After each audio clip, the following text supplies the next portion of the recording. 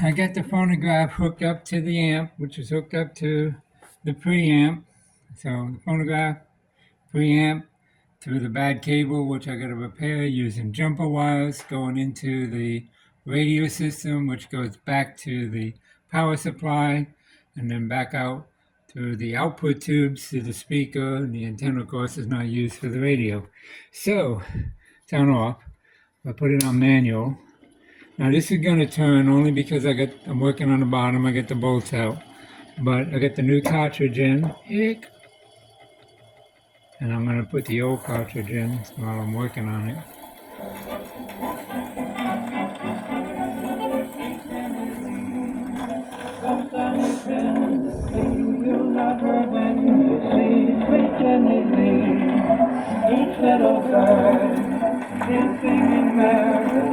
Okay, so it works.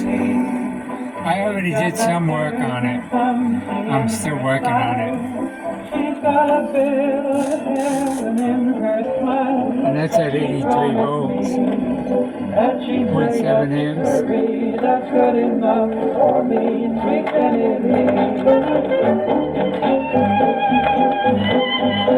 Not bad. Okay, raising the voltage up where it belongs raises the volume up too, right? Because the amp's getting the power it needs. But it's less than an amp. And that's with the motor, and the motor uses a good amount of current. So everything is less than an amp. This is working fine. And so, yeah, so the record player is working. Now, this is an old record. I mean, it is old. This is like, I don't know, trying to find a date code. It's one of my oldest ones.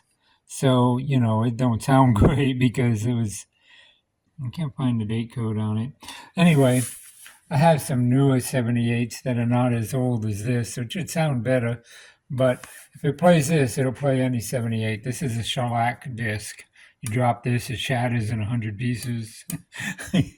Okay, so we're good to go there. So now what I'm going to do is work on the mechanism. I changed one capacitor on the bottom. I'm going to go ahead and change the other capacitors on it. The rest on this is kind of weird. It just sits there. That's by design. Now, remember when we were looking at the record player before, we talked about the fact that the arm that lifts the pole that lifts the pin is missing, and we don't have it. So it's never going to be able to eject. It's always going to be manual. Pick the arm up, set it on the record. There's nothing we can do about that because we don't have that. And so it works. The chain mechanism drive system works. All of that works.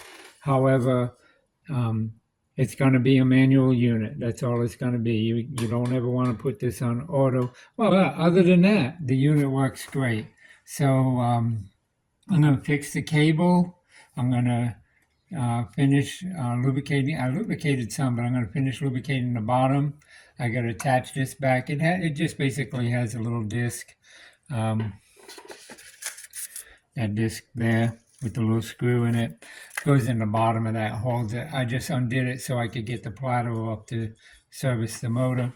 The motor's been serviced. So everything here is what you see is working. What's missing, of course, is not.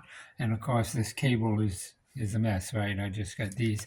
What I did is I cut the bad cables out, and I left a little piece on each end and put alligator clip leads across it so that we could hear it. So the preamp works.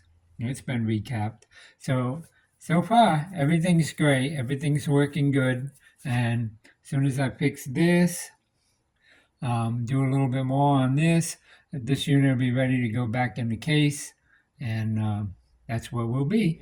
So thanks for watching. This cable here is also bad. Let me get it over here. See, can you see in there where that wire is falling apart in there? Insulation come right off of that one. It's hard to get it to, oh, maybe that way. See it on that yellow wire? pieces falling off inside there. So this whole cable here needs to be done. That's what, about 5 feet? Yeah, maybe 4.5 feet of cable. It all has to have at least 3 wires, these 3 wires replaced. And I don't know for sure until I take this bound with age plastic off, but that'll all have to be replaced. This is lubricated, everything's running fine here, so we're good to go there. This is the last thing I got to do on this, and then I can start reassembling. Okay, it looks like in here it may only be the yellow wire. The other wires, at least so far, don't show any deterioration, but you see these, this yellow wire is short. It just crumples up.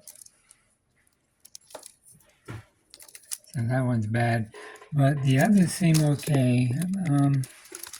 Yeah, I don't see no bad wires here.